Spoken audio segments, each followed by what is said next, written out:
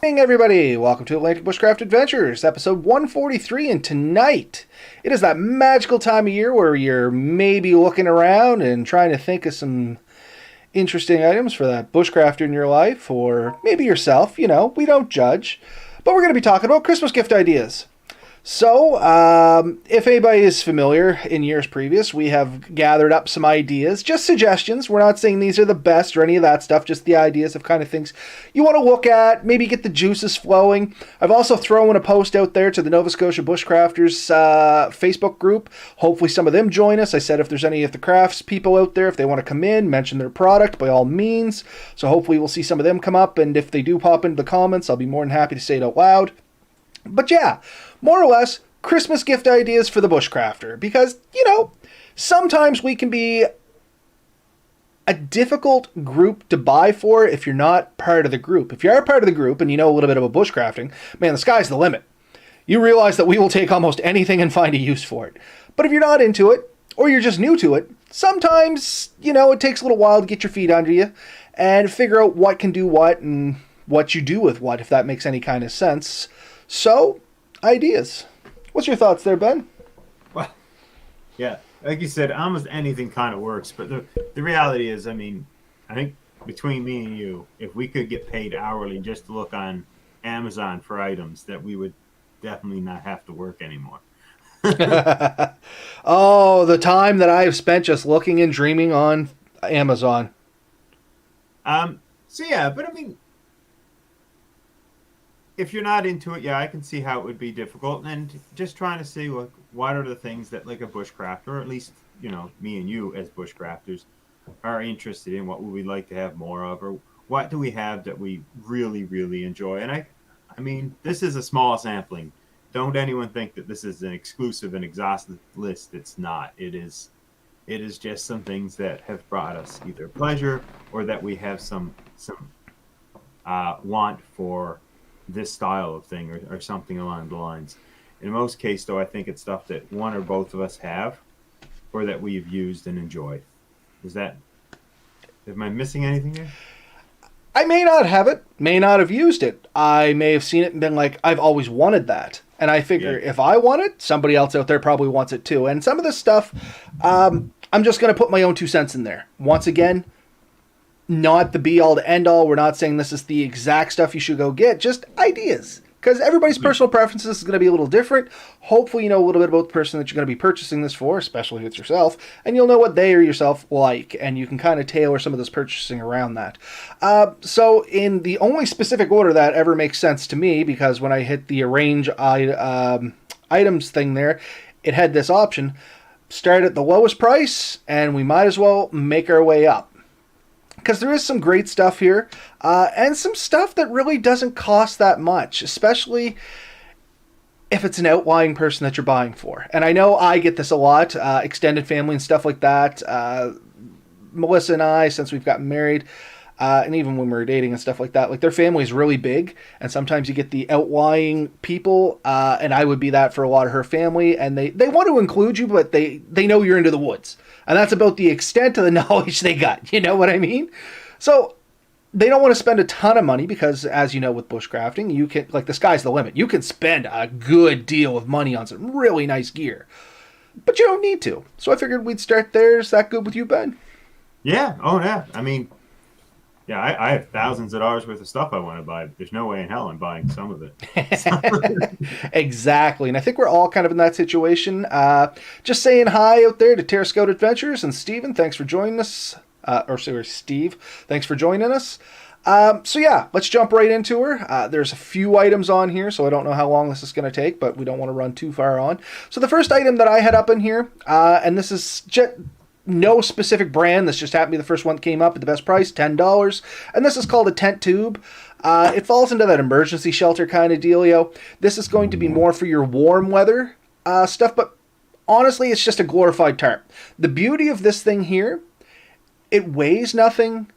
It's very small in size. They can throw it at the bottom of their pack, and it's always there. Now, will they use it as their primary shelter? Most likely not. That's not the point of this, but if something went wrong and you were out there and your shelter started leaking or something like that, especially if they're into doing primitive shelter building or stuff like that, This here could be a great reinforcement and get you out of a lot of sticky situations. And I mean, $10. You can throw it in a stocking, give it to them as a main gift. Like, I would love to own one of these things. I thought about buying one simply because it was $10 and takes no space. I have the Mylar version of it, which I think you've mentioned. I do have one of those further down the list, and I will kind of flip through that really quick when it comes up. And I have seen these set up, and honestly, they do kind of make a really neat, cool shelter. It isn't a long-term shelter by any means. No. It is to get you overnight. It's to get you out of a bind. And the beauty is, like you said, this doesn't take up any huge amount of room, and it's the perfect thing to stick in your pocket or to stick in your day pack. Or I know some guys carry butt packs. I don't want to call them fanny packs, but it's what they are. With that kind of item, something that's not taking up a ton of your room, but is there in case you have an issue. And that is it's a perfect little thing. It would go into your SHIT. Yeah. SHIF? Yeah, anyway. Bug out bag, in the more politically correct term, or anything like that. So this is good not only for bushcrafters or survivalists, because we talked about this in previous episodes too. There is kind of a difference. Anybody that goes in the woods. So this could be the hunters in your family, the outdoors people, hikers, campers. I mean, it's not a bad thing to have you're going to the woods, period. No. Honestly. No, I think if you're going in even for a few-hour hike or a few minutes, something like that, a couple of basic pieces that you always have on you, that if something does happen and you need to shelter for a few hours or a night, something like that makes the difference between a miserable time and it wasn't that bad. You know what I mean? Yep, it was doable. Would I do it again? Maybe, but that time wasn't so bad. And that's kind of all you can hope for in some situations. Yeah. And you don't worry about using it, because if you do use it, it wasn't a huge fortune. It's not like you feel like you wasted it. You used it, you enjoyed it. You can get another one. So, awesome item. Great stocking stuffer. I think at $10, anyone can afford to give it as a stocking stuffer to someone. And if you keep an eye, sometimes they put these for sale, the Mylar ones, at the dollar store for like $4. Yeah, that's where I got mine. And I think I have some. I couldn't find one for demonstration purposes, but honestly, same idea. It's just Mylar instead of orange. And the Mylar, of course, is that reflective material that if they had a candle or something, it would reflect a little bit more heat in, and, it's just that much better again. But not necessary. This here, it's an amazing little product for what it is. And anything like this is an amazing little product. And the one I have goes in my search pack, and there's a little pocket. I forget the pocket's there, and every now and then I pull the whole pack apart, and I discover, and I'm like, oh, that's there. And I get a little excited with it, but that's because I'm weird. I know. Not weird. We're just unique people. So moving along the list, this is something we've talked about many a time in the podcasts and in some of our other videos. Hand warmers. Just straight up hand warmers. This doesn't even have to be for the woods person in your family. This can be for anyone that goes outside in the winter. Once you start using these things, and I was guilty for it. I had a 10-pack of these. I threw it in my bag. I never wanted to open it. You know what I mean? It's one of those things, I don't want to open it, because then if I open it, I may need it again later. You know what? Just open it, use it, buy some more. They're inexpensive. And they actually provide a ton of comfort. And you don't only have to use them in your hands and gloves, because they do make gloves that take these things. Melissa's father, he got a set of gloves where they have little pockets and these things slip in. Yeah. Amazing. And they keep his hands incredibly warm. I throw them in the pockets of my pants, and when I just stick my hands in, keeps them warm. Little bit of heat on my legs. You would be surprised at how much comfort that adds into things. And I believe you use them in your sleeping bag, don't you, Ben? I do. And I have gloves that has the pocket for them, and it's awesome. I think they're a head, and I got them at Costco. Didn't cost me, well, they weren't cheap, but they weren't ridiculously priced either. They were reasonably priced in my opinion, and they're extremely warm gloves, but the fact that you can slide that thing in there makes it a great add-on. So it's great. The other thing, sort of just along the similar lines, and I hate to go off, but you can get like reusable ones that you drop in water, boil. I seen them at Princess Auto the other day. I know you see them around. I don't know if we have one on the list. I don't think we do. But, I didn't add one to the list, no, unfortunately. But I mean, the idea, does it have to be this brand? By no means. And no. nothing I think here has to be the brand we show. but it's the idea, it's the concept. Look around, hand warmers, you can get them anywhere, any store pretty well carries hand warmers. Awesome gift. Again, great stocking stuffer, great overall gift. You can buy a big pack and give them, but yeah. Anyone who has to go outside and gets cold will love and appreciate this. Even if you're just going out to snow blow the driveway. Oh, yeah. You know what I mean? Throw a set of these in your gloves, your hands will never get cold. And as Ben was saying there are chemical ones. There is advantages and disadvantages to both. The main difference between the chemical ones and these ones require air. So they do have to have a little bit of air getting to them. So if you wanted to like throw them in your boots or something, which I learned on my own, once the air runs out, they no longer produce any heat. Now the chemical ones, they're completely independent. They don't require any outside source. They'll work if you threw them in your boats. Problem is they generally don't last as long. These oxygenated ones, they last between 10 to 14 hours, depending on the brand you get, where you get them, all that good stuff. The chemical ones, you're looking at about 30 minutes to an hour is the best I've found to get out of them. But at the same time, that 30 minutes to an hour means a lot if your feet are freezing. The thing with these, the oxygenated ones, that they're just usually a white cloth with the chemical inside. Don't wait till you're cold to activate one of those. And that's what I'm learning now. As soon as, I was using them for hunting this year. As soon as I got there, I'm like, it's a little chilly today. They come out, they get shaken, they go in my pockets. Yeah, because they're good all day. So light them up early, and then they're there, and they're warm, and they're ready. So when you do get cold, you don't stay cold. The other ones that are good for a half hour to an hour, those you want to activate when you need them. But, both are awesome options. And again, like I said, I think anyone on your list would be happy to have those. Yeah, and the other thing I would say about those, just the last 2 cents on them, is especially those oxygenated ones, they don't get colder over time. They basically just kind of stop working. Right around that 10-hour mark, they'll start getting, they're lukewarm. And then, the 11-hour mark, if you got the 10-hour ones, they're just, done. It's not like they gradually go down. It's just awesome, awesome, awesome, awesome, awesome, not so good, done. Yeah, it is a little abrupt. You're like, oh, it's warm. Yeah, nope, not warm anymore. So yeah, if you do have them and you feel them they're starting to cool off a little bit, that means they're basically over and done with. Crack out a new pair. Not they're warm enough. It'll do for a little while longer. We're in that one too. The bigger ones I use for sleeping bags, like you mentioned that. The great thing with those is when you get up in the morning and it's still cold and you still kind of get the chill out, you have those in your pocket, you keep warm your hand, you're making your breakfast, you warm your hands. And usually by the time breakfast is finished and it starts to warm up, they're dead, but then you just, you dispose of them properly and continue about your day. And someday we'll do an episode on what you can do with them when they're empty, because they still have a useful life. Rudica rolls. Yeah. That's exactly what you're thinking, isn't it? All right, that's a different video. So moving on. So this is one I picked up. Happens to be on sale right now. You both heard Ben and I. We towed our Sawyer Minis. So that's another option too. If you want to spend a few more dollars, they're on for around $25. But the Life Straw for $15, still a great thing. Once again, this could be your outdoor hikers, your campers, your bushcrafters, even hunters, stuff like that. For $15, I was just talking to Ben before we came on, I might buy 2 just to throw in the cubby holes of the vehicle. Now, if you do something like that, realize the first time you use them, you got to get them 100% dry, or when the weather starts getting like this, it could, any kind of moisture inside will freeze and it'll damage the product and it won't work the way it's supposed to be. So if you do use it and it's cold weather, take it in, make sure it's dry at 100% and move on. Same as the Sawyer Mini or any of these that work on the Micron tubule system.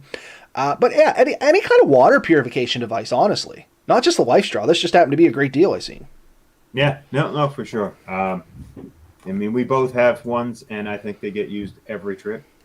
So, you can't knock it. It's if you're going in the woods, if you're planning on drinking water that you find in there, a filter system like this is a must-have. And there's different brands, different makes. Each have their advantages and disadvantages. I used the Sawyer Mini. I've seen people use those. And I got friends who use the Be Free. Yep. And I believe the other one that I've seen recently, the Brita. I've seen Brita and one that's like Gravelly or something like that. That's another brand name I've seen. But they're, like Ben said, there's different brand names. We're not saying being loyal to any specific one, but just do some floating around and look for a water purification device.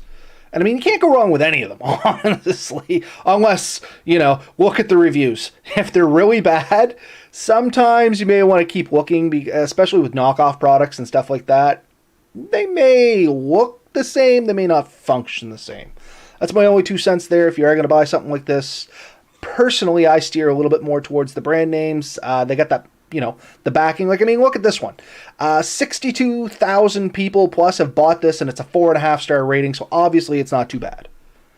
Yeah, no, it's a decent product. Not my favorite, but that's because I have bias. Yeah, and it's going to be down to personal preference, you know what I mean?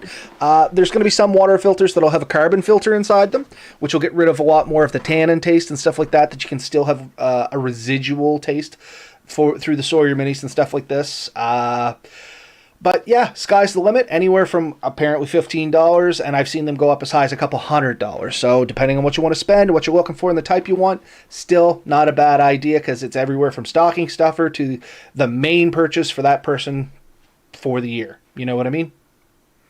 Yeah. Let's see. Did anybody pop into the comments yet? Just while we're going along. Nope, not yet. So if anybody wants to chime in, I am checking the comments in between stuff here, so please, by all means.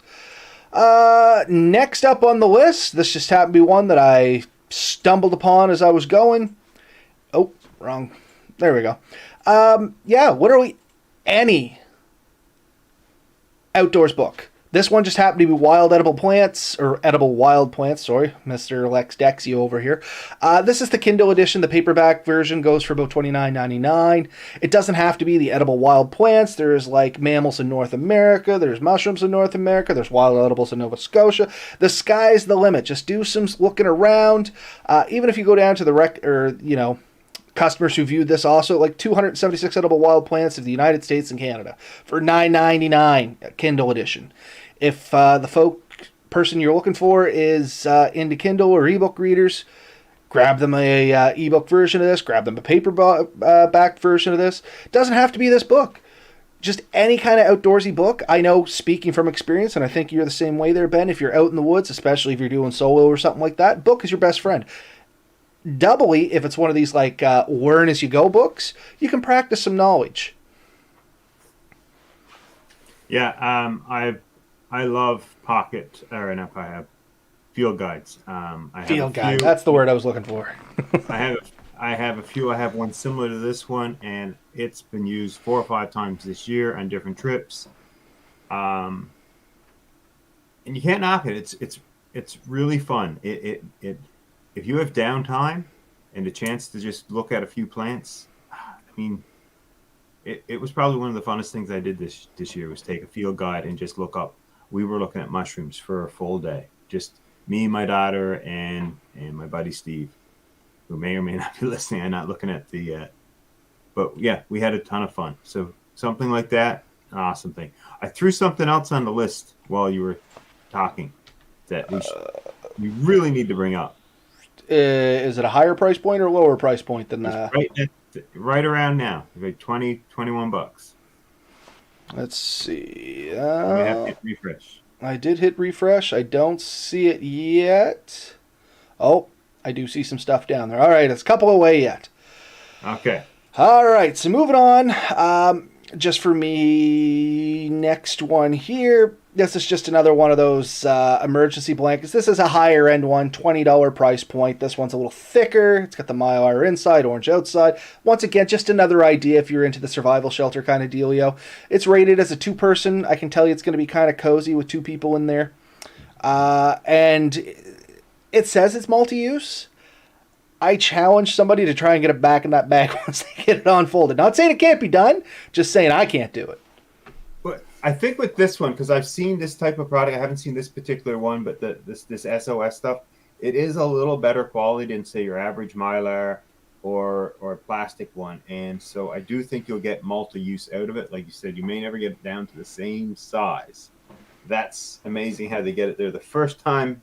you in the woods are probably not doing it. If you can, I want to go camping with you so you can teach me. I was about to say the machines outweigh me on this one 100%. But once again, just an idea if you want to spend, like up the game a little bit from the $4 one from the dollar store. This is an option. It's considered a multi-use survival shelter. It is going to take up a little bit more room in the pack, but if somebody was to give it to me, trust me, I'd be thankful for it. I still think it's not much bigger than your fist when done up, if I remember correctly. There's a picture of it in somebody's hand. It's about the size of a can of pop. Yeah. An awesome idea. And honestly, with that kind of material and its intent to self-reflect, 2 people in it, yes, it's going to be tight, but honestly, you're going to be warmer because of it. Oh, it's definitely going to be snuggle mode, but if it's cold, you know what? Don't shy away. Honestly, don't. It's better to snuggle and have some stories than not and potentially freeze to death, honestly. Let's not beat around the bush. It's a possibility. Have you seen the Steripen Ultraviolet Water Purifier? So, Terrascope Adventures back about the water purifier. Have you seen the Steripen Ultraviolet Water Purifier? I've seen them in pictures. I've heard people talk about them. I haven't actually had a chance to use one myself. What about you, Ben? Have you used any of the UV light styles? I haven't used them. I've seen them. I love the concept. I know that the concept works. It's just not something I've ever taken. I do like the idea personally of something that does the filtration, and I think that's something definitely to add on. It's definitely something that's good. It's just my concern is the battery's dying when I need it the most, honestly. But still, it's another idea. If somebody does have a little bit of experience with that, or Terry, if you got a little bit more, let us know about it. We don't have a lot of experience, but I would not hesitate to try one. You know what I mean? No. I'd make sure the batteries were full and all that stuff, but I would love to try one or see how they work. So next up, this is something I actually own. This is a wood carving kit, and I can guarantee you, especially the bushcrafters, if you're out there, it's after dark, this time of year, you're looking for something to do, whittling and carving pops pretty high up on the list for me. What about you, Ben? I love to carve things, and if you get in the right mood and you find the right piece of wood, you can kill a ton of hours. And the other thing is, when you're doing it, you build a ton of little bits of like a fire starter anyway. So you throw out the shavings and stuff in the fire, keep it going, get a burst of heat, make it easier to start a fire in the morning afterwards, whatever. So no waste type thing. Great to practice your skills. I don't think there's a single bushcrafter out there that would look at a kit like that and say, man, I have no use for that. Because you would. If you had them, you'd use them. Well, like I said, specific to this kit, I actually own it. I'm guilty. I said I was going to buy it and do a review on it. Still coming. If you're interested, I will do it. COVID happened. It didn't go the way we wanted to, unfortunately. But I did buy the kit. I have done some carving with it. My only thing about this specific kit, and you've seen it yourself, Ben, was the hook knife. Yeah. It's kind of an awkward size. I would have liked it a little bigger or a little smaller. It's not bad. It's usable. Very usable for a $20 kit. Just my personal preference, I would have liked to seen a little smaller, get a little finer detail on spoon, or a little bigger, and do some bigger stuff. And once again, this is just a sample kit. Maybe just a wood gouge. Find out if the person you likes to make couscous or something like that. A good wood gouge would go with that. I make spoons. That's kind of my go-to. For some reason, I've taken not just spoons. I make utensils. Yeah. I've made paddles and spoons. I've attempted forks and things like that. It's just my hobby because, honestly, I very rarely take cutlery with me in the woods. I tend to make something to eat with as I go. Or I'll take my spoon. I don't know what the heck it actually is. On one end, it's a fork with a knife blade. On the other end, it's a spoon with a fork end. So it's a weird thing, and I'll throw that in, and it'll get me out of a jam. But I generally like to make either a spoon or a paddle or something like that. Chopsticks to eat my food while I'm on the go, and it's one less thing I have to bring, one less thing I have to clean, because once I'm done, I throw it in the fire. Yeah, and I've seen you do it. And you brought that kit on our group adventure, and honestly, I was surprised at how sharp, and it held a good edge. Can't knock it. No, it was a lot better than I expected, to be honest. It was a ton of fun. I enjoyed it. I've made my own versions of those, so yeah, they're great things to have. So. Oh, I didn't mention that one right from the start. Did I talk about the spices? Yes, I did talk about the spices. So that was between you and I before we started. It's between me and you. We haven't brought them up yet. All right, well, we might as well jump onto that one. Seeing it was actually the cheapest, and I bypassed it by a lot. And this just happened to be one that I own, sitting here. It says it's $23.61, but if you go down, this is what I love about Walmart. It makes no sense.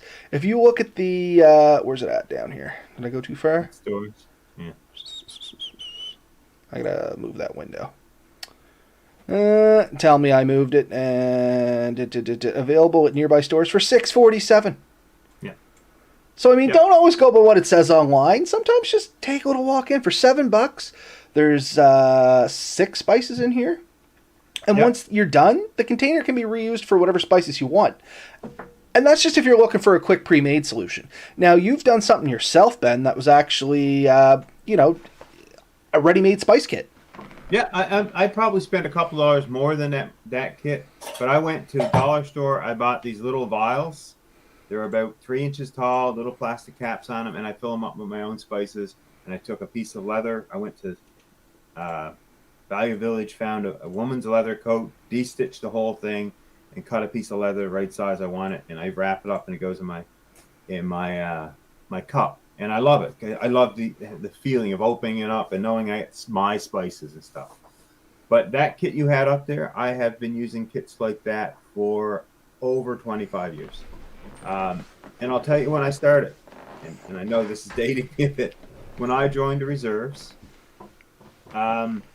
we used to get the MREs. And anyone who's ever had MREs know that it's okay food, but it's kind of bland. Tasteless. It's tasteless. It's horribly tasteless. And my sergeant at the time, Sergeant O'Brien, and I wonder what happened to the guy. He's hearing this. I know he's laughing. But he told us, go to Walmart or whatever and buy these kits and take with you. And we all had them in our pack. And you threw your salt, your pepper, and something else, whatever, paprika. It didn't matter. You threw it on, and it made a world of difference. It made MREs go from being acceptable to somewhat enjoyable. I know some people love MREs. I'm not dissing them, but they can definitely be improved upon. And a set of spices improves it. And then if you take better food, and that's an objective thing, take a good steak, take some eggs, take this, add spices, it just makes the meal a lot better. So do it. Do up a little spice kit or make a spice kit. Doesn't matter. Give your bushcrafter a portable set of spices that they can take with them, because you can't take a spice cabinet with you. But you can take 4 or 5 spices. You don't need enough. You need enough for 1 to 2 days. Yep. To get you through the weekend, and that's awesome. And let's say you don't have $7. Dollar store has pretty much the same thing for $1.50. Yeah. The only problem with this is it's like peppercorn style. So either your bushcrafter is going to have a porter pedestal mortar, or they're going to have to grind it at some rocks, or they have to have a mill grinder, or like this, I found it was good for like soup stocks or something like that. Just adds the flavor in. But to try and throw that on a steak might be a little crunchy. Unless you crack it in a pan or something like that. There's ways of doing it. If somebody was to give me this, and I mean, you can see I've used this one, and I used to take it camping, and all I used to do was throw it in the frying pan and crush it with the butt of my knife. Yeah, we have 2 sets of those that we carry everywhere. One is like a steak one, and has like 5 or 6 steak spices in it, and the other's an Italian one. It has like a pizza spice and an Italian spice, and awesome, great kits. I mean, it'll last you weeks, really. Oh man, I've had the dollar store one for a couple of years, honestly, because it just uses a little of it, adds a little flavor. Yeah. From the comments, Ben, is your carving knife readily available? And I'm going to assume that was that Swiss Army knife that you have with all the little carving tips and stuff on that. Not to cut Ben's grass here, but we actually talked about that specific knife in a previous podcast and showed where you can pick it up. I can't remember the podcast off the top of my head. But to save a little time on this one, I'll try and dig that up for you, Steve, and I'll send you the link on that. But you can still buy that, can't you, Ben? What was the name and model of it? Old timer. Old timer. So it's a Schrade knife. Schrade owns Old Timer, and I think it's the T something. Yeah, it's a carving knife, and there's a more expensive version of it put out by a different company. Well, will you look that up, Ben? I'm going to move on. Just keep trucking because we're at 29 minutes and nowhere near halfway through. So speaking of knives, one that Ben threw on here, and funny enough, I had on the list too. Just a good basic knife is the Mora Companion. And I mean, sometimes you can find these in the Light My Fire edition and all that good stuff. You can get them at a good price by all means, but just a decent knife. I don't know of a bushcrafter that literally says, I have too many knives and means it. We'll say it, roll our eyes, but the reality is we'd buy more. You know what I mean? I got like 20-some knives and counting, maybe even more than that now, and I still would not turn down a knife that was given to me. No, by no means. Because the funny thing is about knives, eventually you find a purpose for all of them. I got knives that I like specifically for wielding. I got ones that I don't mind batoning. I got ones that I like to carry on my belt. I got ones I don't like to carry on my belt that I'd rather carry in my pack. I got ones for field dressing animals. I got ones that I like better for just all-around camp knives. I mean, the sky's the limit, and every knife serves a purpose, in all honesty. So if you're like, that person probably has too many knives, chances are they are still looking for another one. Safe to say, Ben? Yes, for sure. I just found the knife. And the reason I threw that one on, if you chose one, the bright orange means you're not losing it. Yeah, and that is another thing. If you are looking to buy a knife or any item, honestly, if it's small, try and get high-vis colors. It's real easy to set something down, let's say, like a tent stake, or it gets blown away in the wind and you never see it again. Isn't that right, Ben? Aren't you a funny fellow? Funny enough, I got you some tent stakes that should replace that one directly for you. They're sitting out in my garage. That's what brought it up, and I forgot about it. I was cleaning my garage and found a couple that I think the exact ones that you lost, so you can have them. Anyway, yeah, a knife, anything small, bright colors. And yeah, the sky's the limit on this too. Like this one has brown, blue, blah, blah, blah, blah, blah, pink. My wife has the pink one, honestly. She loves it. But yeah, any color that's not really hard to see when it hits the dirt or leaves, not a bad idea for anything, not just a knife. Knife happens to be the common one that gets lost. Ferrorod and stuff like that would probably be the next one that gets lost. A lot of people, well, not a lot, but several people on the show alone have gone home for losing these items simply because they set it down and that was the last time they ever seen it. Yeah. So I sent you a link for that knife, the carving one. So it's the old timer splinter carving traditional pocket knife. I think there's a product number on it. It's something like 2500 or 250T or something.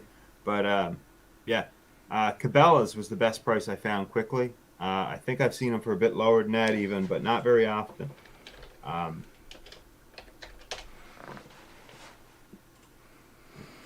240T. 240T. Well, there you go.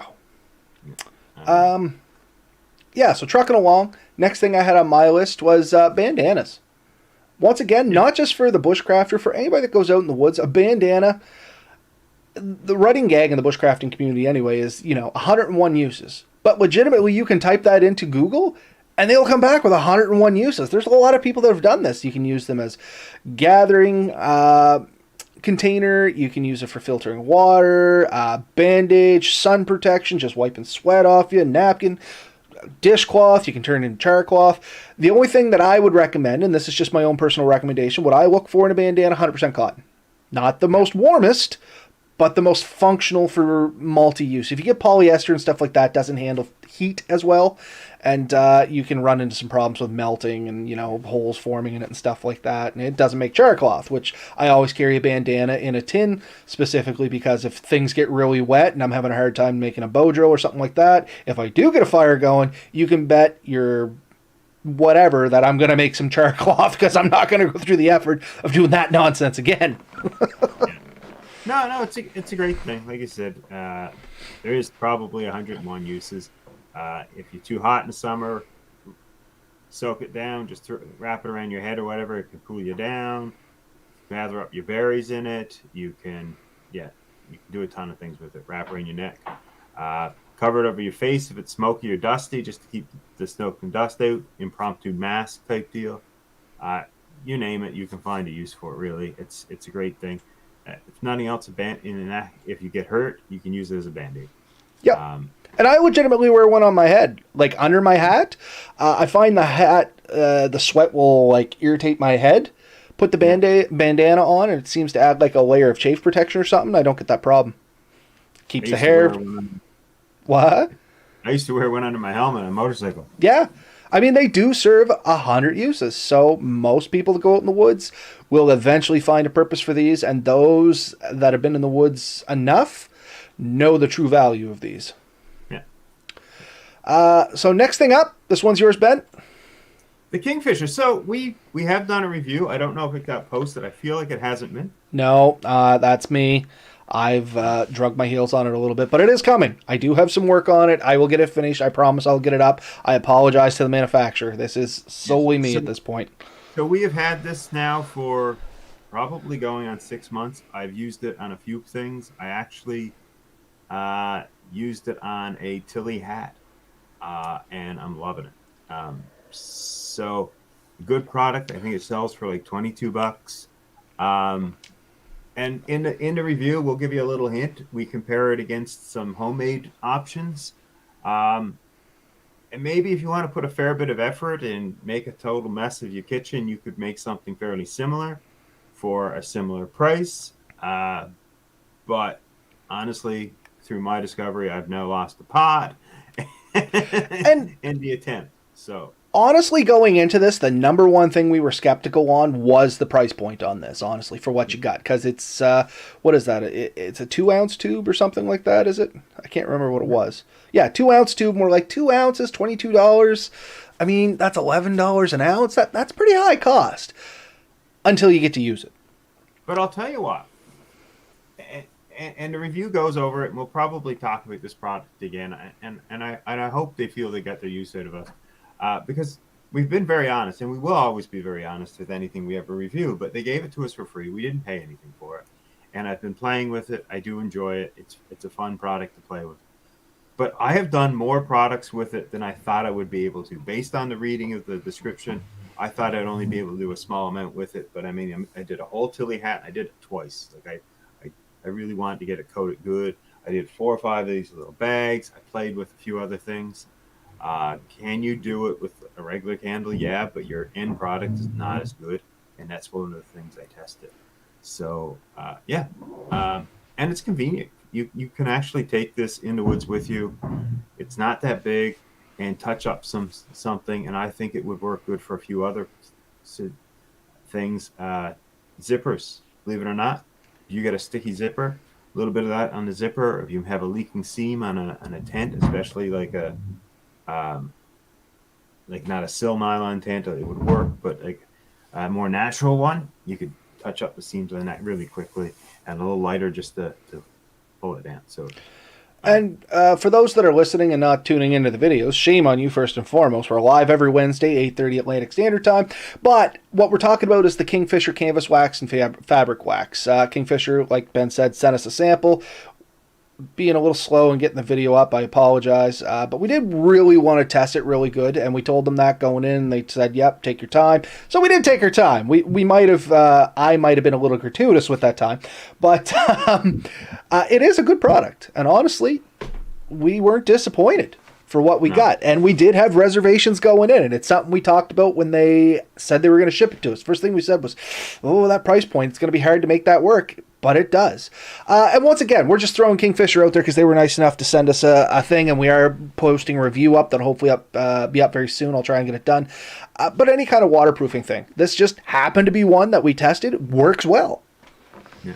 No, I like it. And honestly, the packaging was cardboard, which I thought was kind of neat because it's really a no waste.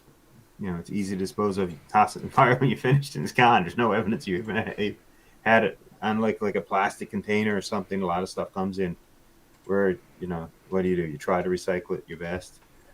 I have my suspicion that everything that goes to recycling doesn't get truly recycled. So I like the product. I do. I got no complaints about it.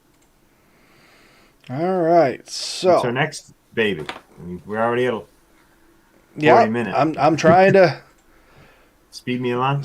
trying to hammer them out now. So the next one, and I have two different versions. Well, no, I think I dropped it down to one version of this. No, I did put two versions. But anyway, a fire making kit. A lot of bushcrafters, myself included, fire making is a passionate part of what we do and what we like to try and get good at. This one caught my eye because it's a fire piston. A lot of people work with friction fire, especially here in the Atlantic provinces and stuff like that, because the materials are readily available. Fire pistons, they kind of fall to the wayside. I've seen them, I've tried to make them. I've never really gotten one that I liked. This one here, for the price point, $22, I'm really debating I'm going to pick one up. I always want to try fire piston, and when they work and they're made good, they're a neat little thing. The Nova Scotia Bushcraft Gathering, I can't remember which year it was, but anyway, somebody had one of these fire pistons, and I mean, it looked amazing when the fire was made with it. And this one's nice enough that it actually comes with everything you need. You get a little bit of fire starting material, you get some cordage, you get a little bit of wax. It's not wax, I guess it's petroleum jelly, but anyway, it's for lubricating the O-rings. Little hint there, you can actually use the grease from the side of your nose and it'll lubricate it enough to get you one or two strikes. Wouldn't do it all the time. It's not the best, but it will get you by in a squeak. I've seen people lick their thumbs and do it. But you got to be able to make those O-rings move so that you can get, a good, quick, solid compression, because that's what you're doing to create the heat. But anyway, any kind of fire making kit, and there is one that comes up in a little bit. I love that one. And when we looked at the list earlier, I was really impressed at the price on that. I've successfully made a fire piston before, and I can tell you it's not easy. And no, for the cost of this, why would you make one? I mean, it's all right there. There's the whole kit. You know what I mean? Like, it's $22. I can't make one for $22 that has the material in with it. This comes with, I believe, extra O-rings, your grease, the fire piston, some cordage, and some fire tinder. So, I mean, you got everything right out of the gate. They throw that in their pack. They're good to go. With a little bit of knowledge and some practice, they can be making fires literally by the end of the day after they have it. That's a good little kit, and honestly, you give that to a bushcrafter, they're going to be like a kid in a candy store. They're going to go out and try it right away. I guarantee you, within 24 hours of receiving that, they will have at least lit it off once. And most likely, every time they see anyone for the next couple of weeks, they're going to pull it out and show them. Say, look at this cool thing, and they're going to snap it. And $22, perfect stocking stuffer. Yeah, you'll get your $25 out of that. Oh, for sure. Next up. And I have two of these that are just kind of sitting side by side, and there's a reason for this. There's basically same price point, but a camping pillow. To me, I don't know about you, Ben, but a camping pillow is often overlooked by a lot of people to go in the woods, even expensive people, because they always talk themselves into, I'll just ball up my sweater or my coat and I'll lay on that. You know what? It works. It's not comfortable. I've learned that I like having a pillow. I've also learned that I don't really care for the inflatable pillows. And let me be a little bit more specific. I don't care for the inflatable pillows that is just like the air mattress material all the way around. You can lay on them, they're comfortable, but I find like my head sweats and it gets cold and they're just not super comfortable to lay on that material. So what I've included here is there is an inflatable one and there's a non-inflatable one. However, the inflatable one has I think it's polyester or fleece or some sort of material that goes over the outside of it. It's removable, you can wash it, but it gets rid of the laying on the plasticky feel. You know what I mean? And you must know what I mean there, Ben. I know what you mean. If it's generally an inflatable item, I mean, they have flock top and stuff like that. But the thing is, moisture doesn't escape, so it becomes damp and clammy, and it's not comfortable. So a good, you need it to be breathable. Your pillow needs to be breathable. Yep. And if you can inflate it, it's generally not breathable unless it's got some kind of covering on it. Now, a pillow, it's... So the two I've included here just for samples, once again, you can buy inflatable ones from the dollar store, and if you're a little knacky, you're crafty, whatever you want to call it, you can make a cover for them too. Melissa's done that, and it works very well. This one here is a memory foam pillow, so no inflation required, and they say you can wash the whole thing. Goes down to about the size of a can of pop. Once again, no idea how they figure that one works out, but anyway. And then the other one is a classic inflatable, but it has that covering, as I said. And once again, they liken it to about a can of pop. 5.6 ounces, not super heavy, not taking up a lot of space, going to add a ton of comfort for anybody, regardless if they sleep on the ground, pop-up cot, hammock. Doesn't matter. A pillow goes a long way to giving you a good night's sleep. I think I get this one at the dollar store. I got the same. Well, I got 2 from the dollar store now. Yeah. This one here is kind of a self-inflating style. I'll just throw it out there. It does have the problem where it's not breathable by far, and it doesn't self-inflate very well. So you usually end up giving it a puff. But I'll tell you, one thing about the inflatable over the non-inflatable, if you can crush it down to the size of a pop can, when you put your head on it, it's not staying, doesn't stay a lot of bulk. Yeah. So let me see. Let me get a few more opened up here. But yeah, anything like that, even air mattresses and stuff, if they don't breathe, you're going to have an interesting time. Let's go with that, shall we? Yeah, for sure. But yeah, a lot of people love pillows, and a nice compact pillow is something that I have a lot of friends who I can honestly say are constantly in search of. So. Okay, so next on the list, this was that other fire starter that I was talking about. This just happens to be a bow drill kit. Yes. So a lot of people on the other side, they'll use a Ferrorod and stuff like that, but they want to attempt friction fire. And these ready-made kits, they're awesome. I know at the last Nova Scotia Bushcraft gathering before COVID hit, I think it was Mark Young. He had one of these and he was letting people try. And I mean, great kit to get the principles of how to make a bow drill. You know what I mean? It gives you the notches already laid out so you can kind of eyeball them in. It gives you a decent spindle so you know what you're looking for. It gives you a good socket. This one gives you a bearing, gives you some jute. Everything's set up, ready for you to go.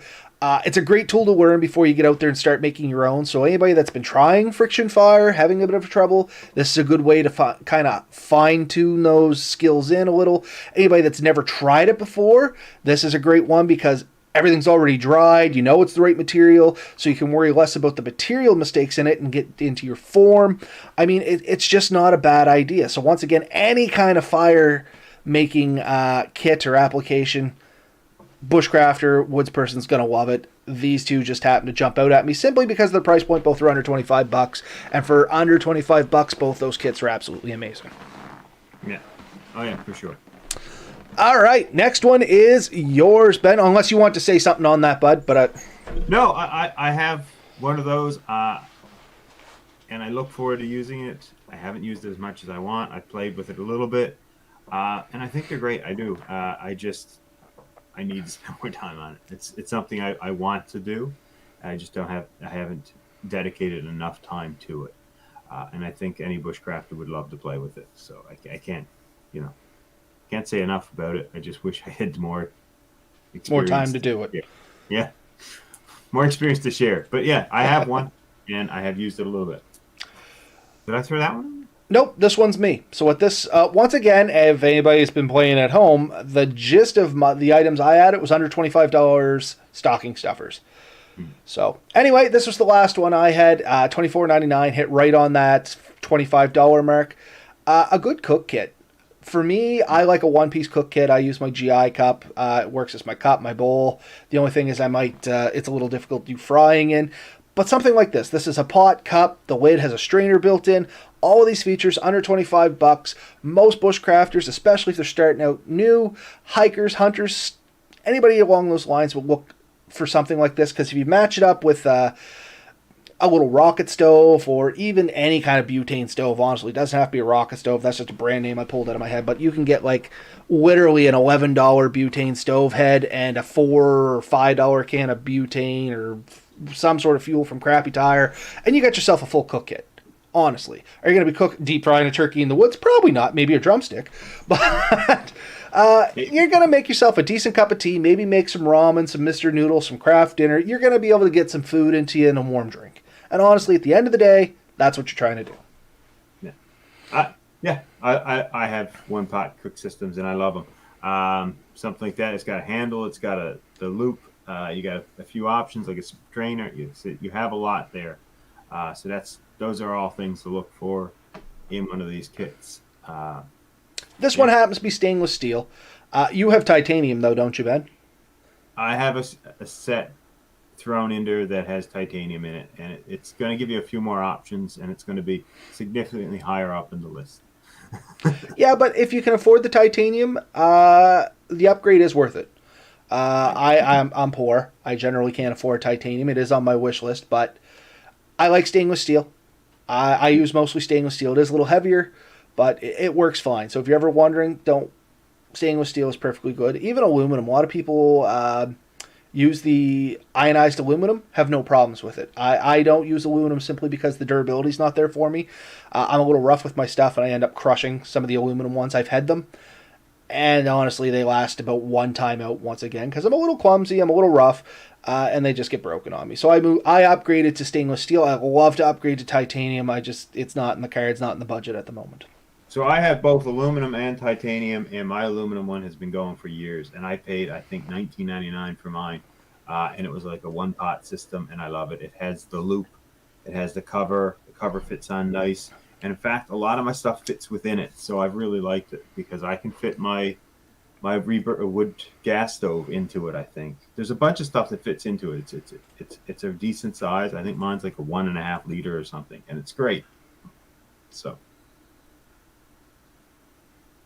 Those little aluminum pot grabbers are nice for just about anything around the fire. And yeah, that's Terra Scout from our comments again. Oh. Like I said, anybody is going to love this kind of stuff. You don't have to be a bushcrafter. Just be an outdoorsy kind of person. Heck, I might even use a little pop, the grabber, so when you have like just a pan or whatever, you can just grab the lid and pull it off. The edge. Those are great too, yeah. All right. We don't have one on our list. We don't. Not at the moment, but another great gift idea. So, still kind of bulldozing through. So this is something you actually seen in use, wasn't it, Ben? And I believe the running price on this, there's 6 hour, 12 hour, and, well, it went away, and my computer is kind of not liking the fact I clicked on something. But anyway, there's different hours on these things. So the one downside I was told with these is once you light it, it's pretty well lit. That's what you get. But we lit one on my last camping trip, and well, Sean did, but it was lit while we were there, and the thing lit the night before we went to sleep, and it was still putting out heat the next morning. In fact, while we were talking, I think it finally went out, and it got hot enough to touch that you definitely wanted it in this little bag to prevent you from burning, and it produced a ton of heat for them. I was impressed enough that I think I would love to have one now. I don't have one. I'm thinking of buying one. It's not on my list to buy personally like today, but something that produces a steady, easy heat that you can refill and run like that. Yeah, it's kind of like our disposable hand warmers that we talked about earlier. Maybe something a bit more long-term, refillable. It doesn't require power. I've got a powered one, like it's. But I use that. It can charge my phone and heat your hands. But the thing is, you can only do one with it. Like if you're using it for heat, after an hour and a half, it's dead. If you can get that out of it, or you can get 1 or 2 days in your phone with it. So something like that. I love it. It's a great concept. I was really impressed by it. I think I may try to get one. And something to keep your hands warm, especially if you go with kids. They're always cold, and you can give them something like that. Put their hands in their pocket with something like that. Next thing you know, they're perfectly happy again. They're running around. You take it back and keep yourself warm. But it works. So I'm always looking for ideas how to keep warm. So next up on your list, Ben, I removed mine. I had a headlamp in there too, but honestly, we only needed one. Yeah. This is one I have. I have the Everbeam. I generally do like it. Mine's lasted quite a while. When I've used it, one charge usually gets me through a trip, no problem. Some thoughts to it. When you use it on high, of course, the battery would burn down a little bit further. It has a motion activated system where you just run your hand across the front and it lights up, and you do it again and it turns off. That's awesome in theory. Try not walking through the woods with it, because every time you walk by a branch, it's going to be on and off and on and off. And I find if you're doing much close, it'll go off sometimes when you want it on. But if you can get used to it, you can enjoy it. That's a great thing. But a headlamp, hands-free lighting, At the end of the day, any headlamp is a must-have when you're out in the woods. If you set a tent up in the dark or a hammock, Holding a flashlight and doing it's just not realistic, honestly. It's hard on teeth. Yeah, very hard on teeth, especially if you hit something with like if you have a steel flashlight. Anyway, but yeah, decent headlamp. If you have not held a flashlight in your teeth while trying to do something, you're not a real bushcraft. Are you really living? Yeah. Let's keep going. What else is on our list? I'm just firing a couple of these open so I can see. Oh, goodness, I didn't realize how long the list still was. All right, let's keep on moseying down the line here. So the next up, Ferrorod. On to the fire making concept of stuff here. Ferrorod, my opinion, is a little bit more foolproof than the other methods we looked at. It's a little easier, a little less learning curve. But the trick is you need a decent one. And this does indeed look like a decent one. I think I have this particular one. And that's why I think I threw it on there. Is it the cheapest? No. Is it the best? I don't know, but it's pretty good. I have, I think, what's the thickness on this one? I have 5/8. I think. This is 1/2 inch. This is a little bigger. Or no, 5/8 would be a little bigger. This is a little smaller.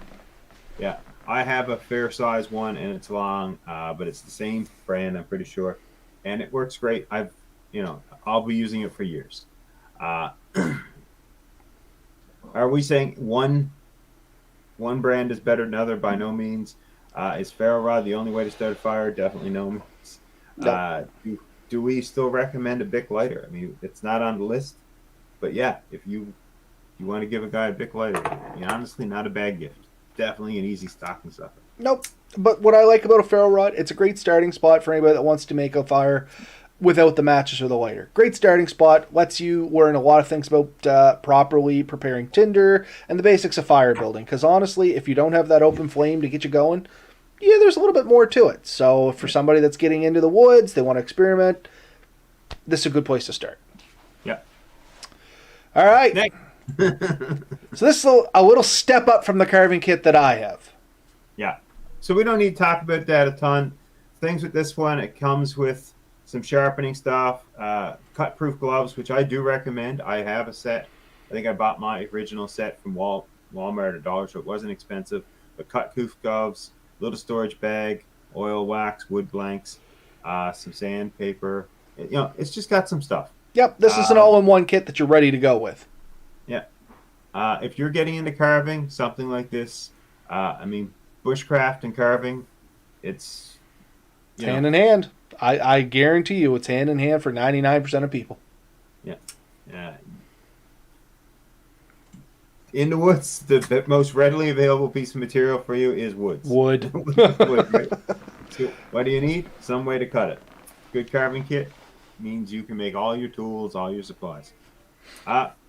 So last year, I think we had the BSI little titanium stove. I think it cost like $25. I have it. I liked it. I can see it from here. I'm going to tell you the two problems with it right now. One is stability issues. It's pretty small. When you put a bigger pot on, it's hard to keep it in perfectly good state. And I ran a fairly big size pot on it. Not huge. It wasn't 5 or 6 gallons, but it was a small kettle. And it actually got hot enough that one of the arms deformed and the pot fell over. I was able to straighten it out. It's still in usable condition, but I was disappointed. Something like this would be able to hold a bigger pot and not collapse.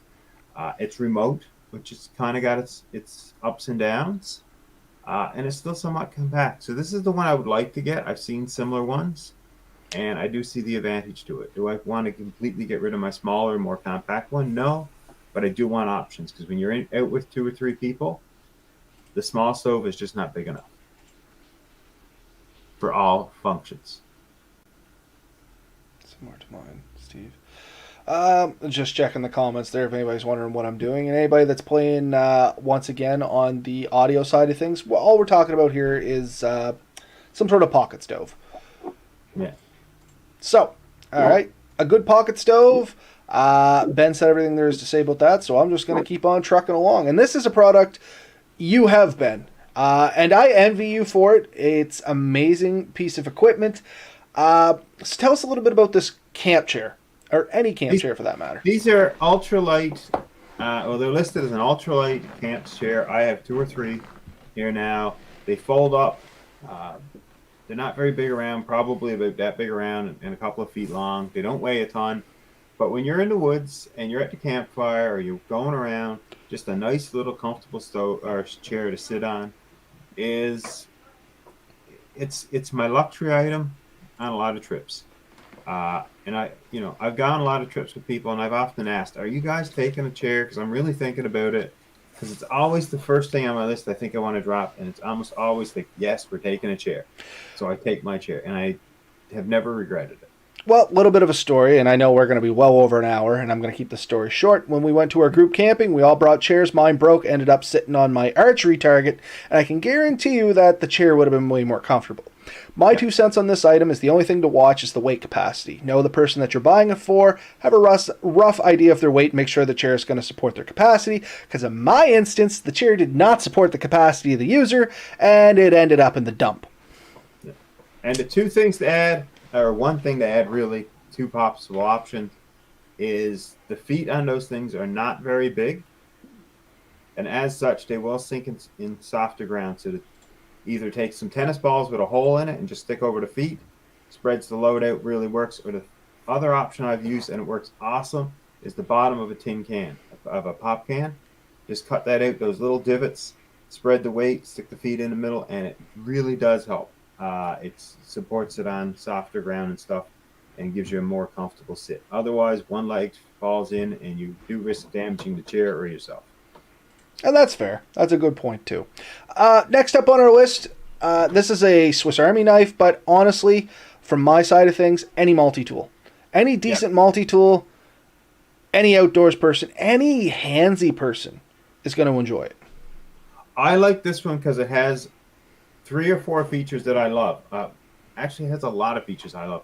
This one has the saw. I love the little saw. Very useful to use them all the time. The scissors. I use the scissors on my little pocket knife a lot. I've used them for touching up my nails, especially if you crack a nail or damage a nail. I use it for cutting threads off. I use it all the time. It's a ton of uses. The 2 blades, can't knock it. A pair of the screwdrivers on it, use it a lot. There's a little hook, untying knots and stuff like that. I use it all the time. You can see it there. And the other one is that awl. You can drill a hole through wood with that thing. And you can also use it for sewing up leather and stuff. Very point. Ton of tools on that thing. Pound for pound. I can't. It's such a useful tool. I love them. So I always carry a multi-tool on me. Usually it is a Swiss Army knife. And it's because, yes, they're expensive. They've gone up a lot over the years. And I think they went up for a reason. I think that they're worth it. And, you know, if it's something you're going to carry every day of your life, then maybe it's worth spending a few bucks. I have a smaller version. This one here, it has a locking blade. But I have not been without this knife for 2-3 years. And I have a bigger version that has all those tools on it. And when I go somewhere else, I'll switch between this and my bigger one. The only reason I don't carry the bigger one most days is because it takes up too much room in my pocket, honestly. So I'm much the same. I don't carry the multi-tool. I got my trusty pocket knife, but on the outside of my pack, you've seen it, my multi-tool attaches to that, and I don't go anywhere in the woods without it. And any kind of... Yeah. I always have a more single-purpose knife, too, but... And yeah, literally any multi-tool is going to be better than no multi-tool. So I have 3 or 4 of them ranging from literally $14.99 specials to probably $200 Leathermans. And they all serve a purpose. And you know what? Even the ones I don't like, I carry my Leatherman with me, of course, but my other ones I have in day packs, I have in my truck, and they all don't go long without being used. It's amazing what you can do with a multi-tool and a little ingenuity. I do want to, I do want to say this. Spend an extra couple of dollars. I have dirt cheap ones. Are they functional? Yes. Are they as good? No. No. That's the one thing I'll say. Gerber, Leatherman, Swiss Army are unbeatable brands. I will take those any day. Some of the more no-name brands, you can tell the quality when you pick it up. You can tell. You can look at it. The finish isn't done. The bits, like with the screwdriver bits, they're not good, and they bend and warp and they break and stuff like that. They're still usable. They'll get you out of a pinch. Don't get me wrong. Once again, better than none. But if you got the extra bucks, few extra dollars, you're going to get a lot more quality. And surprisingly easy to pick up, sort of used. Yeah. Find them a lot of flea markets. I got a lot of mine from flea markets. I've bought a lot of my Swiss Army knives at airports. Airports oftentimes once or twice a year have a sale, sharp sale. And if you can ever get there, I know you're looking at me so jealous. Yeah, well. Anyway, we're not going to expose the secrets of everybody, but I am jealous. Anywho, keeping going through. Solar panels, or chargers, or battery banks with solar on them, whatever. If you're in the woods, chances are you're part of modern society and you got some sort of communication device, be it flip phone or smartphone, whatever. Chances are you got something, you're going to need to charge that sucker up. Now, the reality is you can carry a giant battery around, or you can get some solar panels. And we've reviewed some solar panels in the past. We have recommended some solar panels that we use in the past. But honestly, any decent solar panel with a couple good reviews on it, jump in feet first. You'll never be disappointed. Yeah. I have one very similar, if not identical to this one. Actually, mine doesn't have the one on the back. And technically, I don't have it. It's my wife's. And I steal it all the time and I use it, so it's great. I can go 4 or 5 days with just the power in the pack, and then every time it gets sunny, I open it up. And if I'm in the canoe, oftentimes I'll open it up right on the pack in the middle of the canoe, and it just charges up. I mean, do I get a full charge in a day? Probably not. But what it does is it gives me back a charge, and maybe a phone charge inside of a day, which is great. You know, whatever you can gain back. So, pound for pound, we've said before that, you know, your cell phone is a multi-tool. I don't care what anyone says. It's a multi-tool. It's a flashlight. It's a GPS. It's a pocket reference. You know, like your field guides. You can have 5,000 field guides in a cell phone if you're willing to pay for it. It's also entertainment. You can throw a few movies on it. It's reference. It's a way of calling out when you have an emergency. So having a charged phone when you're in the woods, awesome. It's your camera. I take great videos. I take pictures. I don't take nearly enough. And I like what you said. Anytime you're in the woods, doesn't have to be bushcrafting. Hunters, I use mine in the hunting blind. I just throw the panels on the roof. Yeah. So, yeah, exactly. Use, you know, you can charge up your headlamps. So if you have things that are chargeable, couple of cords, solar panel, boom. I don't know what else to say. You know, no bushcraft is going to turn it away. I don't think. I don't think so. Nope. Gotta open up this one. All right. Next up, and this is one you added in, right along the lines of cook kit. Was this titanium? This is a titanium cook set. It's kind of like an all-in-one system. So you got a bigger pot, a smaller pot. You got a frying pan cover. I don't have this set, but I really envy it because it's kind of nesting. I'm building a similar system myself, and I'm always looking at these. I'm looking for a bigger pot, and I'm looking for a frying pan, and those are the two things. Now, last trip I went, I didn't know if we had a frying pan. We ended up having multiple, but I bought a little folding frying pan, so it's a great thing to have, especially with, I mean, your earlier point, a one-pot system is great for one guy. Yeah. If you're going with kids, if you're going with your wife, if you're going with your couple of buddies, now you want to look at a multi-pot system. Something like this is the way to go. Yep, so just more ideas for cook sets. Sky's the limit once again. This is just an example of titanium, depending on how much you want to spend on the individual. If it's a significant other, brother, sister, you know, father, mother, whatever the case may be, you want to drop a little bit more coin, great sets there, titanium. How much is that kit then? $64, which is still great for an entire meal kit. Yeah, $64 and you're getting what? 3 pots? Yeah. Go buy 3 pots from the store and take home. Bet you're going to spend more than 64 bucks.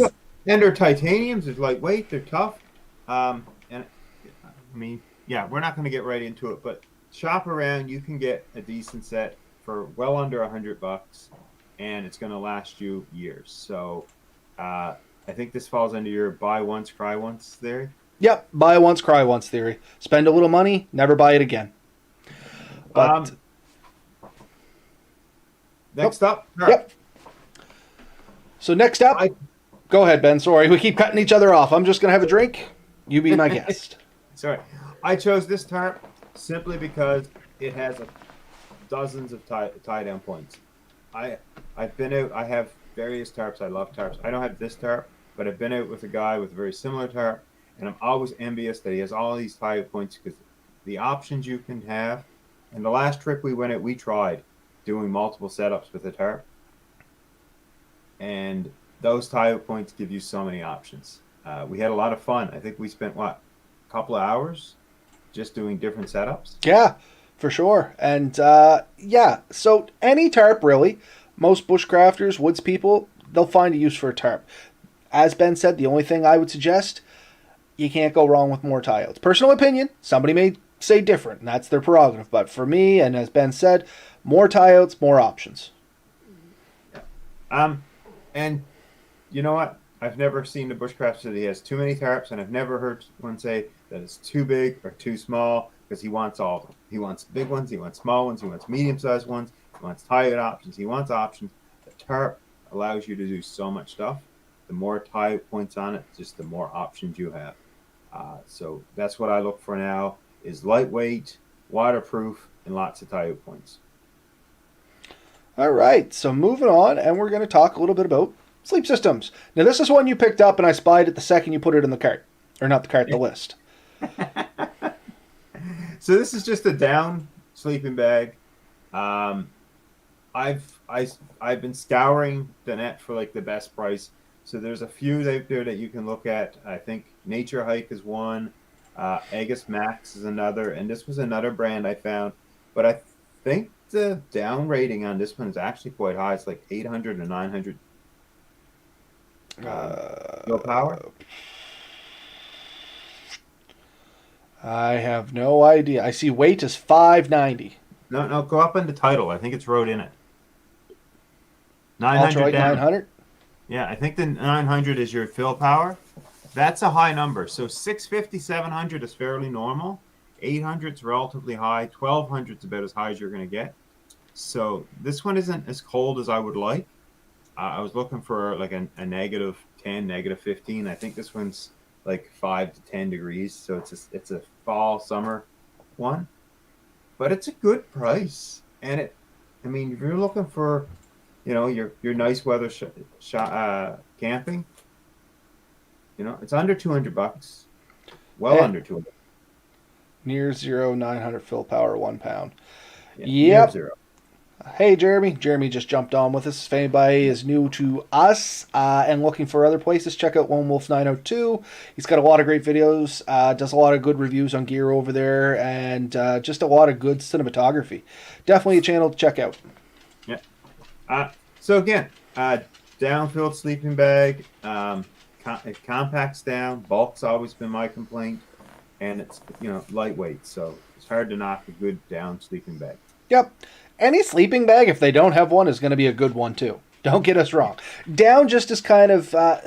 and we've done this in the past. Ben and I have reviewed different sleeping bags, and there's two different trains of thought here. Down is kind of a gold standard because it is... it crushes down, it wafts back up, gives you a lot of thermal value. There is synthetics as well. They'll give you good thermal value. They don't crush down and refluff up quite as well, so you kind of got to leave them suspended. Like all mine are synthetic, and I have them hung from my walls here. Synthetic will hold a little bit of more heat when it gets wet. Down, it's basically done when it gets wet. Do a little research, or just ask the person what they're looking for. Because, I have several sleeping bags hanging up in this office now, and I would not turn down another one, honestly. I think I have 1, 2, 3, 4, 5, 6 sleeping bags, maybe 7. Amateur. I know, rookie numbers. Anyway, moving on. We have. I could not put it on the list. I know. I seen it too, and I was like, I knew you did this just because I was going to be reading this, Ben. This one is the 24-inch, I believe? Yeah, this is the 24. I have the 21. This one came with the bag. I made a bag for mine. I use it all the time. I love it. Can't say enough good things about it. Lightweight, compact. It's a little long. The 21 even is a little long for my pack. That's not a big issue. I just strap it to the outside. Yep. That's my biggest complaint with the whole thing. But honestly, don't let that deter you from buying a longer saw for a bushcrafter. It gives you more of a sweep. And once again, anybody that's just listening, not watching, we're talking about collapsible fold-up saws here. This is the Boreal 24. Ben owns the Boreal 21 or 22. I can't remember what he just said. But yeah, he's got it right there. A little longer stroke on the saw allows you to cut a little bigger wood. Yeah. You know what I mean? Yeah, the few extra inches actually get you a hell of a lot more cut for the effort. I can't. As you can see, mine is absolutely filthy, and that's because it gets used. Every time I take it out, it is. I have showed it to people. It locks down. It's solid. It's got like the perfect tension on it. It is a great saw.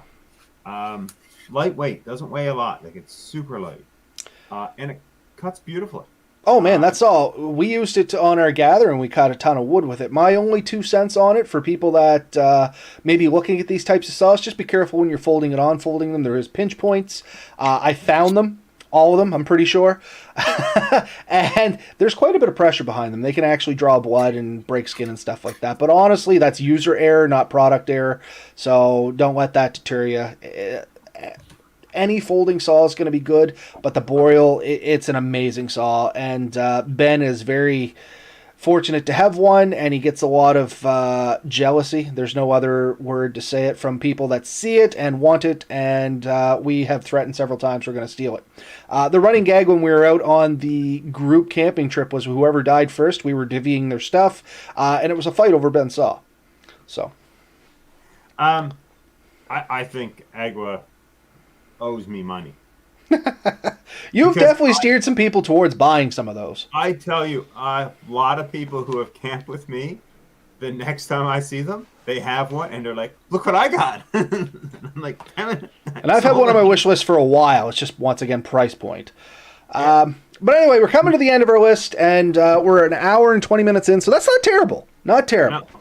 So next one up, another sleeping bag. This is one you picked out. This is Duck Down, which is kind of, I think Goose Down is technically the high standard. Duck Down is the next one down. I can't remember how all that works. Ben is better at describing down things than I am. I'm more synthetic. I'm more of a numbers guy. Some people prefer duck. Some people prefer goose. The absolute best down you can buy, I believe, is Elder Duck Down. And that gets the fill power of 1200. Some people might say one is a bit more resilient than the other. There's just, I'm not going to argue about duck or goose. That's an argument for, say, other people. Anyways, no, it was just another one I found. I think this one goes a little bit colder. Mm-hmm. It looks pretty great. It has draft tubes. It's got a lot of stuff. It looks pretty good. Again, I just threw a couple under that I would love to have a try. I've got a couple. I love them. Or I have one down. I have a ton of sleeping bags. A sleeping bag makes or break a trip oftentimes. Oh, for sure. You definitely need a good night's sleep. And when it comes to sleeping bags, just from my own personal 2 cents on this, make sure you're getting a sleeping bag that fits the person. My orange Tenton here, I can get in it. It's not bad. I wish I had went with the extra large just to have a little bit more shoulder room in it. I'm a larger guy. I've talked about this in other podcasts. I don't hide it. I'm over 300 pounds. I'm wide across the shoulder, and I'm thick. I wish I had got something that was a little bigger, which was a little bit of a disappointment to me because I dropped $180 on a sleeping bag. And I mean, I can make it work. And even if I lost a ton of weight, I think still shoulder to shoulder, it's going to be able to snug on me. So I really wish I had looked a little bit more into the size. Yeah. So just something to keep in mind. Sleeping bag can save your life. Then again, I have the 2-person Tenton Mammoth over there, which can hold 3 people. It's still rated for -20, and I love that thing all the heck, except you need a car to carry it around. Yeah. So, We've talked before. I've always said bulk is my enemy. I don't care about the weight. I'll carry a ton, but I want it all to fit in small space. So that's what that's my new goal, is to try and get my pack down in both size and weight. And down sleeping bags are definitely on my list. So, okay, let's go to the next. that was pretty much it. The last one is just a one-off that we were talking about here, that every bushcrafter, we mentioned at the start, never has enough knives, and they'll never say no to a knife. So the next logical step is to start making your own knives. And a good way to introduce somebody into that is with a knife making kit. It gives you a blank, sometimes a sheath, they'll give you some handle clips. It gives you all the basics and gets some skill involved so you can say, hey, look, I had a hand in making this knife. It's always nice to have something that's a little personal out in the woods. We're just going with a knife because everybody always, knives are the thing in the woods. It doesn't matter if you're camping, blah, blah, blah, blah, blah, whatever. Everybody has a comment, a story, or preference, something about a knife. That's why we pick knives. But literally any kind of a kit where it allows the person to get a hand in making the tool. Yeah. No, I just think it's something that they would find cool. And it allows them to make it theirs. Not that we don't modify knives, because some of us do, make little changes, alterations, but getting one that you can make allows them to have that freedom and that pride of ownership. And there's tons of options out there. These ones all happen to be Damascus, and I have no idea why. I did not search Damascus, but that's an option. It's just a design. I'm going to say it is a laminated Damascus, not true Damascus. But anyway, it might be a looks thing. It might be great for them. But anyway, some sort of kit that allows you to have a hand in making a personalized tool. As Ben said, it allows you to personalize an item. We before the show, we talked for about 5 minutes, and we looked at 3 or 4 different designs that we thought were neat, interesting, aesthetically pleasing, and for most of them were around $40. Yeah, I'm looking at one here for $52.84. I personally, am not a big fan of fake Damascus or laminated Damascus, whatever you want to call it. I'd much rather go with a good steel. And here's some here. And I mean, depending on what you're into, the Hunter, there's a nice drop point with a gut hook. There's this is kind of it's considered a full tang, but a hollow handle to allow for a little less weight, make it a little bit more front heavy. I mean, there's different options. Do a little research, pick out what works good for you, works good for the person that you're going to be buying for, and give it a personalized touch, honestly. And then you can say, hey, look, yeah, this is my knife. There's a couple like it, but I did this. Whatever, to this knife, this is me. It's mine. Imperfect, perfect, whatever the case, it's yours. Yeah, they can put different. Darn, I had the word in my head. Handles is what it is, but it's not. There's a word for it, but different. Yeah. Not sure which word you're going for here. There's the handles, the jibbing. Anyway. Not shingle. Yeah, it'll come to me as soon as we end the show. Anyways, those are a ton of options, and it's by no means an extensive or complete list. Scales. Handle scales is probably what you're looking for. Who came up with it? Nobody. Oh, nope, Steve did. Steve said it at the same time I said it out. Honestly, I just kind of flipped back and looked at the thing, and I was like, what the heck is he talking about? And I seen the word scales, and I'm like, it's probably scales you're looking for. Yeah, no, but we're going to quote Steve. Steve was the one that came up with it. He's always been the brains of the operation. We've said that before. But yeah, no, set of scales. I mean, a lot of these kits came with them, but if you want to change them out for a different piece of wood or a different material, I've seen them done from leather, all kinds of fun things. And it just makes it yours. But I hope this gives some people some thoughts, some ideas, because if you have a loved one who's into the outdoors, there's nothing more than they enjoy than somebody sort of acknowledging their passion and encouraging it. And it doesn't take much. It's as little as a $1 Bic lighter or as much as a $200 down sleeping bag. And that's just the start, The cheapest gift you can get to a true bushcrafter, and they will absolutely adore it. Take a Bic lighter, wrap it in some duct tape, throw it in their stocking. Yeah. Amazing thing right there. Duct tape can be used as a fire starter. It can mend clothing. It can patch tents, tarps. The lighters for fire starting. I mean, if you don't have a Bic lighter wrapped in some sort of tape, I like duct tape, in your pack, are you really a bushcrafter? Anyway, we just a little, but it is true. Great gift, super low cost. You may even have the item sitting around in a drawer at home. A new lighter and wrapper and some duct tape, and man, you got a Christmas gift of that. Even we would appreciate. And we appreciate everything, because we have such exotic taste. But anyway, hopefully, as Ben said, we got the juices flowing. Gives you some ideas. Once again, we didn't pick any specific brand names, just things that kind of look neat. And gave good examples of items we were thinking about. The only real brand name we picked there was the wax and seal, and that's simply because we tested it, and a few other ones Ben picked there simply because he had them. But by all means, those aren't the best. They're just ideas. Yeah, with those couple of exceptions. Yeah, that's true. Yeah. So as always, and this is my sign off. You can finish. Get out there, have fun. Let us know how it goes. Night, everybody. That was a great sign off.